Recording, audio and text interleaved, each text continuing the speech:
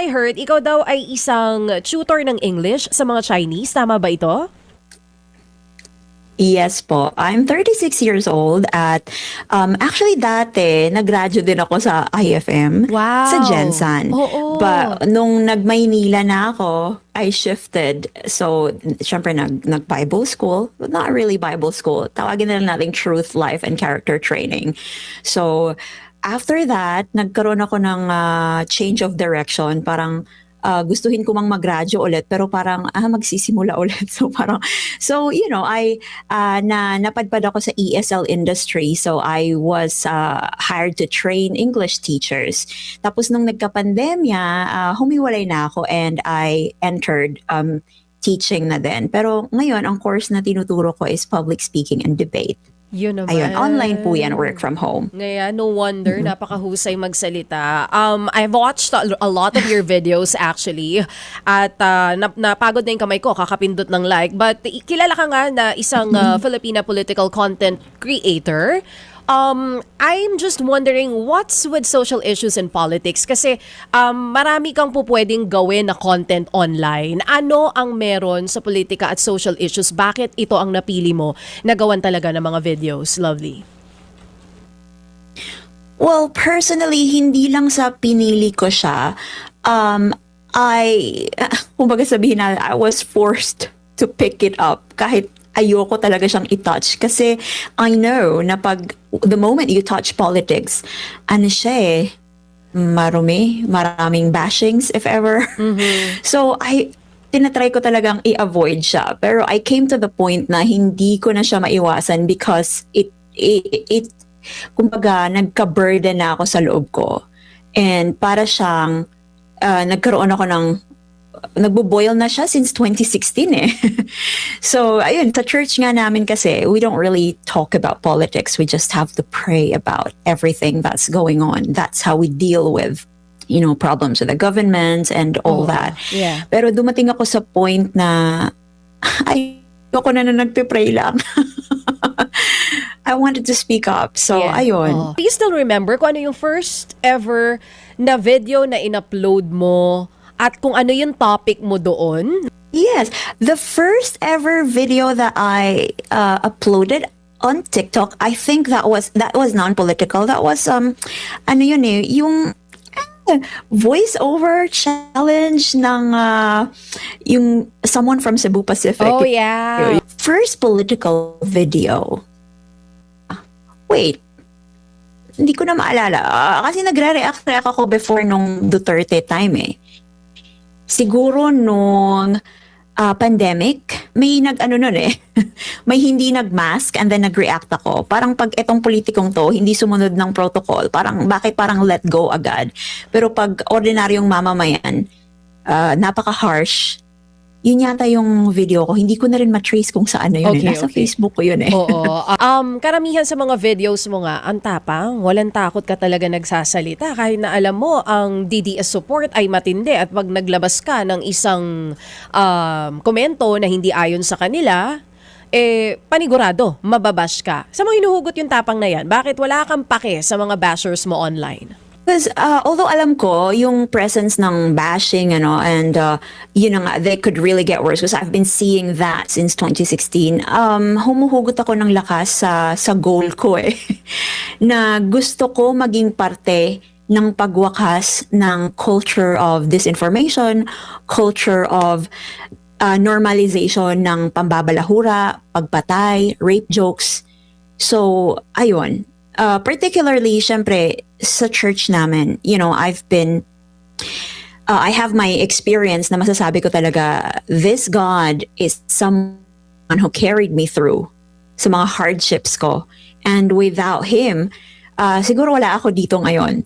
And when I saw someone mocking God, and that's our former president, tapos nakikita ko yung mga leading brothers and sisters, they are the serving ones, they openly support that man.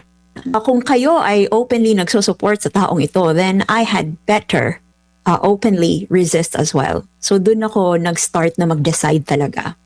For sure, Lovely, hindi lang hate comments na tatanggap mo, no? May mga death threats din ba dito sa tindi ng mga pahayag mo online? At some point, may mga times maapektuhan tayo. But how are you handling bashing? And of course, kung meron mga death threats sa'yo?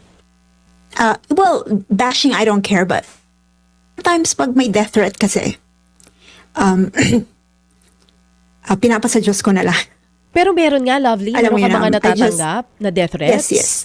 Oh, I mean, ano ba Yes, nai-report mo ba at first, ito? parang alam mo yung makikita mo na pag nakita kita sa daan, papatayin kita kahit kulong pa ako, yung mga ganong salitaan, well, they could be just matapang kasi anonymous, or they could be really crazy. You don't really know what people think, diba? Yeah, So, yeah. you don't know how serious that is. Pero, well, dumating na kasi ako sa point ng life ko na whatever happens to me, well, naging parte na lang ako ng struggle na to. So, pinagpapasa Diyos ko na lang. Kasi malinaw ako na itong ginagawa ko, I'm not trying to be a hero, trying to change the world or what. Yeah. I'm just really trying to fight for myself.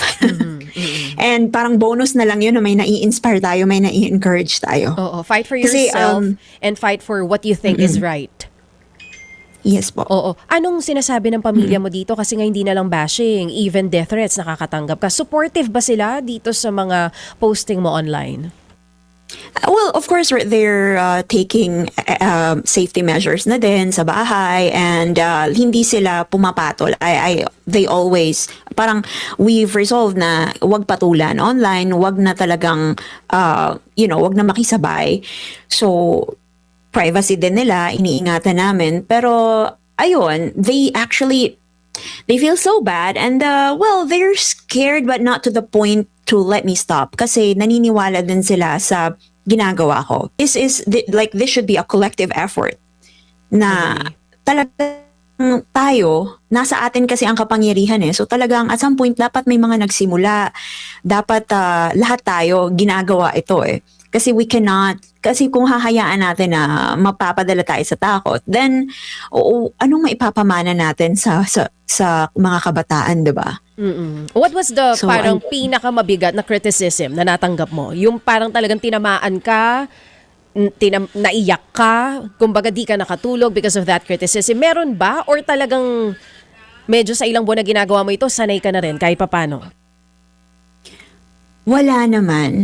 Pangungutya sa itsura ko, binalahura yung pamilya ko, gumagawa-gawa ng kung ano-anong kwentong kababuyan involving people related to me. They put in a little fact and then invento na the rest of the story.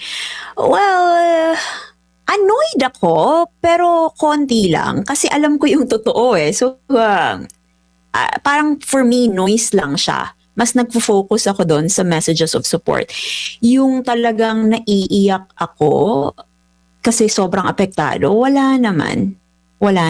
Dead man na, Siguro, kumbaga. Hindi ka na tinatamaan. nagiging emotional lang ako. Well, nagiging emotional lang ako, especially when I have these, private moments, conversing with the Lord. Kasi, when I think about what's going on, ano na bang nangyayari sa Pilipinas? Yung mga taong kilala ko that I respected, alam mo yung nakikita mo yung kapangitan ng ugali. And I feel so sad kasi hindi naman ganito ang pagkakakilala ko sa kanila. Kumbaga, umiiyak ako kasi nalulungkot ako para sa Pilipinas. Nalulungkot ako para sa, how ugly have we become? Para lang sa politika, para lang sa idolo na sinusuportahan. Parang we're willing to tear each other down. Yung ganun kasi yung nakikita ko. So nakakalungkot siya. But the attacks on me, yung mga personal attack, yung mga pangungutya sa itsura ko, I don't mind them. Lovely, I'm sure you have friends and family na hindi tugma dun sa mga ipinaglalaban mo. At so meron ka na rin mga nasirang relationship dahil dito sa stance mo. Well, yes. Mga taong nirespeto ko, and they also really we always had respectful conversations. Pero napansin ko na grabe na rin yung mga pinagsasabi about me. Hindi na siya within the respectful bounds, So, well, although nakakalungkot, at mga weeks ko din siyang pinaglamayan. You know, I mourned at talagang nalungkot ako. Pero I also gained clarity.